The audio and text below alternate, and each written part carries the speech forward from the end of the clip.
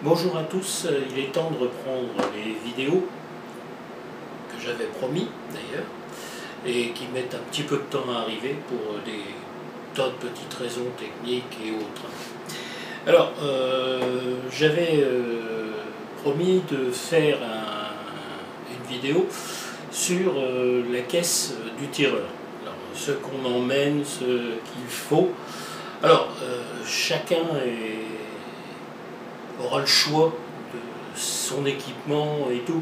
Je vais vous montrer moi ce que j'emmène pour aller tirer là en arme de poing.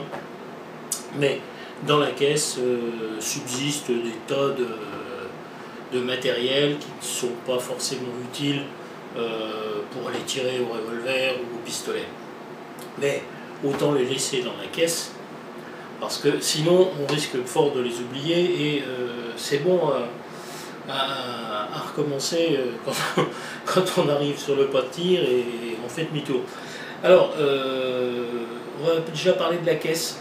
Alors, les caisses, on vous en vend très cher, alors que la solution la plus simple que j'ai trouvée, c'est les caisses à outils qu'on vous vend à Brico Dépôt, tout ce que vous voulez. Ça vaut pas bien cher, hein. On va peut-être en avoir pour 10 € ou quelque chose comme ça. Et elles sont intéressantes parce qu'elles permettent de loger plein de choses. Donc, des caisses de ce type-là, en plastique. Une fois qu'elle est usée, foutue, bon, on la change, tout simplement, et on essaye de retrouver la même. Parce que le problème, c'est que certaines ont plein de petits compartiments, d'autres un peu moins, donc il faut bien les choisir. Et on arrive à des choses intéressantes. Donc celle-ci, ça fait déjà très longtemps que je la trinque-balle, et vous allez voir comment c'est rangé là-dedans. Alors, on profite de ces caisses parce qu'elles ont des rangements qui sont bien pratiques. Alors, les premières choses qu'on va trouver dans les rangements, les amorces. Une paire de boîtes d'amorces. Alors, parfois des 10, des 11, des 10,75, c'est selon les armes que vous utilisez, les amorces dont vous avez besoin. Donc voilà, des amorces. D'autres amorces. Des gros modèles pour les carabines, les fusils réglementaires. Ensuite, qu'est-ce qu'on va trouver là-dedans? Un injecteur à poudre pour les pistolets à silex. C'est pour amorcer le pistolet à silex, pour mettre un peu de poudre dans le bassinet. Alors donc là-dedans, c'est de la PNF4. Un amorceur automatique pour les revolvers. Alors on s'en sert pas, moi je m'en sers assez peu, mais disons que c'est pratique quand il fait froid pour pas avoir à se faire mal aux doigts. Une dose à poudre. Alors ça c'est de la dose italienne, tout à fait classique, hein. Après il faut l'étalonner soi-même, parce que bon, il ne faut pas trop faire confiance à ce qui est écrit dessus, c'est pas forcément d'une précision énorme. Donc une dose à poudre. Des calepins, quand vous tirez au pistolet à silex, alors soit du Pedersoli comme ça, ou du calepin maison. Ensuite, qu'est-ce qu'on a là-dedans? Ah, des cheminées. Des cheminées un peu pour toutes les armes que j'ai, que ce soit le Remington, les Lepage, les Moore, encore de la cheminée, alors Pedersoli, je ne sais plus ce que c'est ça, enfin, c'est du gros modèle pour les Hawken. Voilà. Ensuite, on va avoir quoi? Des épingles à linge. Alors ça c'est pour certains stands où la ciblerie est constituée de caoutchouc, de tendeurs, sur lesquels on agrafe les cartons. C'est bien pratique. Bon, ça coûte pas cher quand on tire dessus. Qu'est-ce qu'on a d'autre? Des silex. Et oui, pour le silex, il faut aussi des pierres. Donc là, une petite boîte avec des pierres d'avance. On va avoir quoi? Pareil, toujours pour le silex, des mordaches en plomb pour pouvoir serrer la pierre dans le serre-pierre. Encore des calepins. Alors tout un tas de petits accessoires qui vont au bout des baguettes, que ce soit des arrache-balles, des poussoirs de balles, voilà. Tout un tas d'accessoires que vous allez avoir en même temps que vous achetez une baguette. Donc ça, vous les mettez dans un petit coin. Et alors surtout le truc, alors si, le truc important, c'est les petits bâtons, des bâtonnets d'esquimaux, donc vous êtes forcé de manger les esquimaux. Et pour la graisse, pour des tas de choses comme ça, c'est très pratique, ça évite de se recoller plein les doigts. Donc alors, la chose à ne pas faire, c'est ne pas oublier de reverrouiller le dessus, sinon c'est la cata, tout tombe par terre, et ça m'est déjà arrivé, c'est pas drôle. Ensuite, on ouvre la caisse, on a maintenant un tiroir. Alors, le chiffon, alors ça, jamais oublier le chiffon.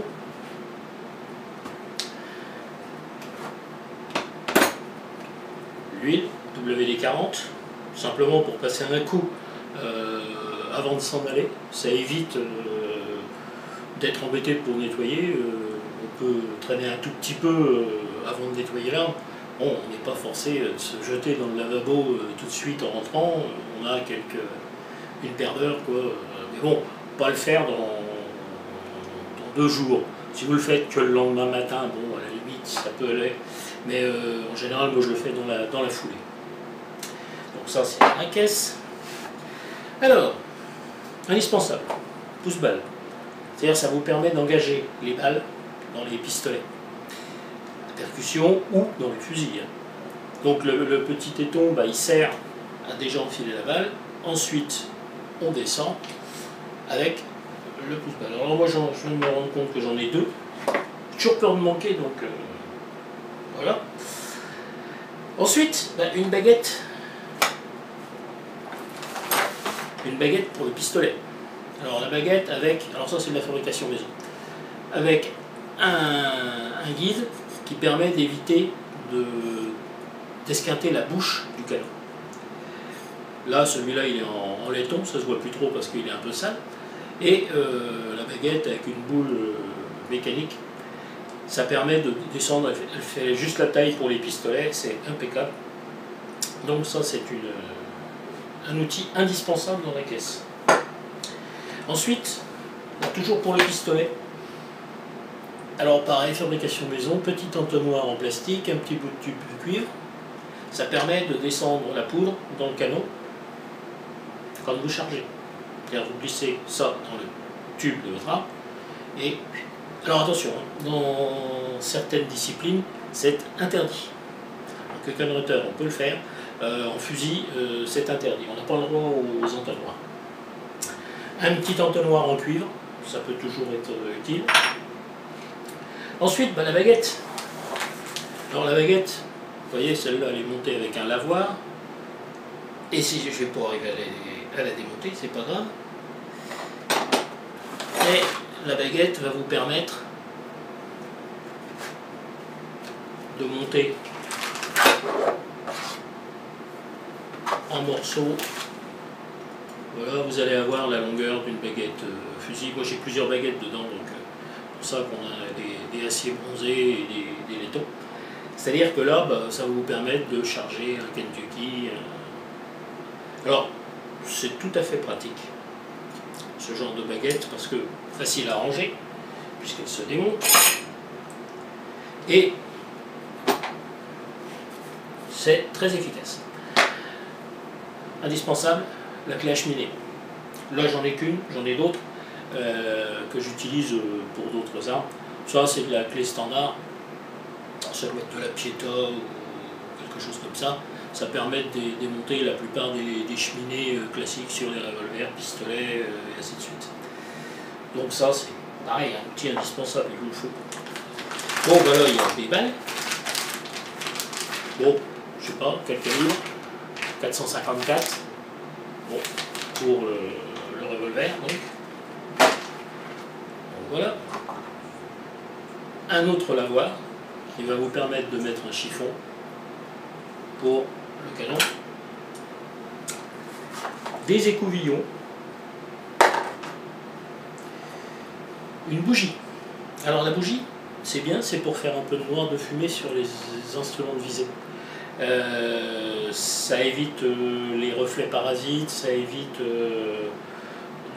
d'avoir des instruments de visée qui seraient trop clairs. Donc voilà. Alors en dessous, parce que voilà, c'est la boîte à mélisse. Alors là, j'avais prévu d'aller tirer du chiffon, bien sûr, encore. Et voilà, un Remington, parce que j'avais décidé de ne tirer qu'en arme de poing et surtout, j'avais pas envie de trimballer 3 caisses, donc j'ai tout stocké dans la même. Donc j'ai mon Remington qui est là. La caisse était prête pour aller tirer. Donc chiffon, qui emballait le Remington. Ensuite, encore du chiffon, vous allez me dire. J'ai de quoi me mettre en ménage. Et dedans, bah, on va retrouver, si j'arrive à le déballer, le lepage, pour faire un peu de coquin de retard. Donc on va poser ça là. La suite. Alors, dans la suite, une agrafeuse. Bah oui, pour aller poinçonner votre cible et puis la mettre en place sur le porte-cible, quand on a des porte-cibles bois, l'agrafeuse est indispensable. Avec ses agrafes, bien sûr. Une poire à poudre, avec de la poudre en vrac. Alors, on ne l'utilise pas sur le stand, puisqu'on n'a pas le droit. Bref, ça, on pourra faire une vidéo pour parler un peu de toutes ces choses-là, un de ces jours. Bon, mais c'est toujours pratique d'avoir de la poudre d'avance. Donc, j'ai une poire avec de la PNF2, qui est la poudre que j'utilise le plus. Donc, elle est là, elle est bien. Un maillet en caoutchouc. Ah bah oui, parce que moi c'est un gros modèle. Le maillet en caoutchouc, c'est le truc à peu près incontournable, parce qu'il arrive toujours un moment où dans les armes à balle forcée, on a un peu de problème à la main, on se fait mal si on tape sur la baguette, donc ça permet d'avoir un coup suffisamment puissant sans se faire mal. Donc je vous conseille le maillet en caoutchouc. Vous n'êtes pas forcé de prendre un gros comme ça, un plus petit, mais c'est bien pratique. Ensuite, qu'est-ce qu'on va avoir? C'est vraiment la découverte. Alors des boîtes. Ça c'est toujours pratique parce que les boîtes, ça vous permet de les poser et puis de mettre de la graisse, de mettre des balles. Voilà une boîte qui est prête pour les balles. Donc elle est déjà pleine de graisse. Et ça permet de rouler les balles devant, ce qui fait qu'elles sont bien enrobées de graisse. On continue. Bah, les fameuses agrafes pour mon agrafeuse. Ah, ça c'est indispensable bien sûr. Si vous ne les avez pas, ça va mal aller. Les doses pour le pistolet. Donc j'aime bien ces petits présentoirs là, c'est du plastique. Alors, certains se plaignent, certains ont peur, oh là là, l'électricité statique avec le plastique, faut pas déconner. Le jour où on arrivera à allumer de la poudre noire avec une étincelle d'électricité statique due à des petits tubes comme ça, bah vous m'appellerez parce que franchement, faut pas abuser.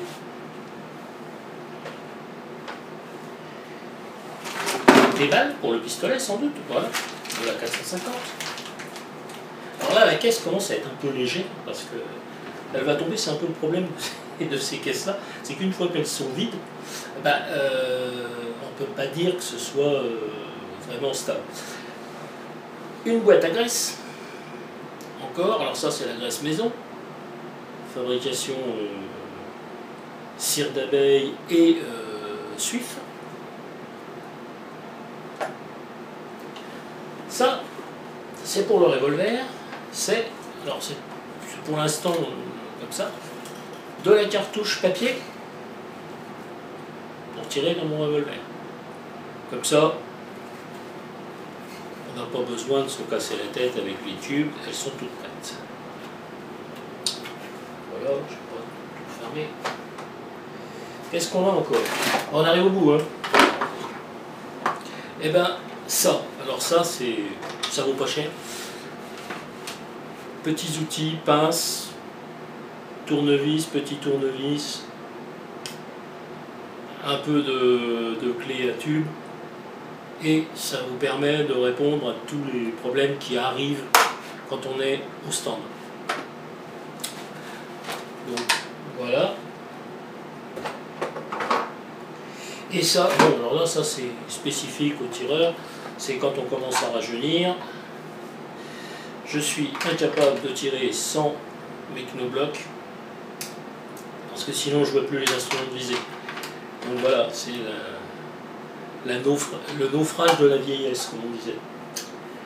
Donc voilà tout ce qu'il y a dans une caisse de tireur.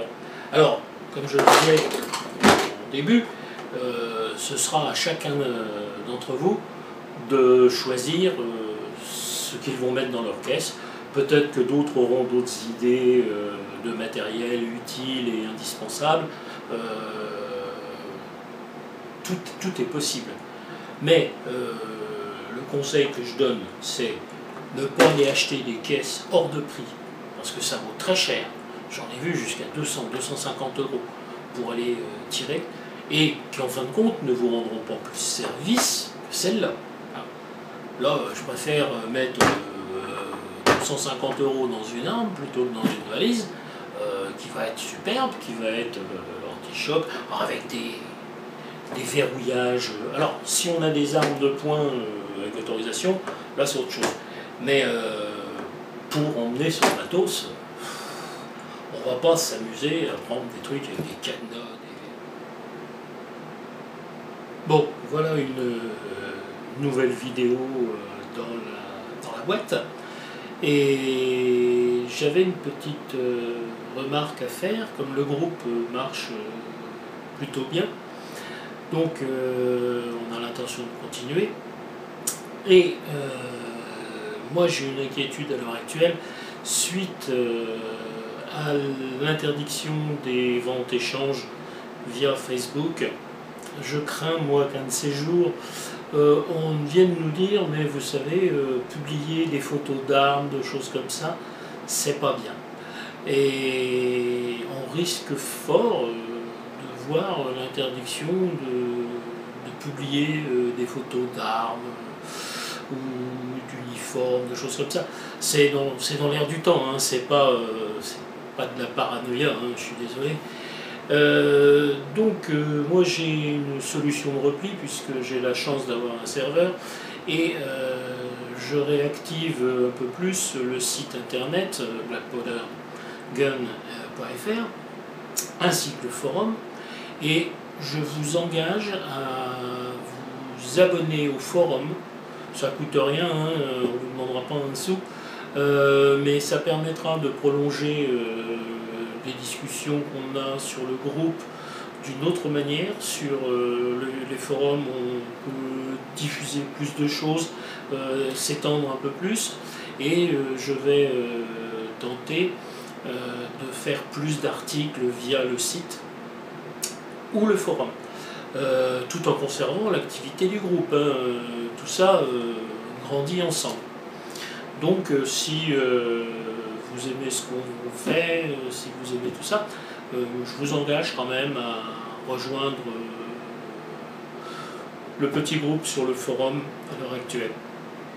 Donc voilà, bah écoutez, la prochaine vidéo, j'ai quelques idées en tête, je vous ferai la surprise, et puis bah, je vous souhaite un bon visionnage, et puis surtout n'hésitez pas à donner vos avis, vos critiques et vos demandes. Merci à tous.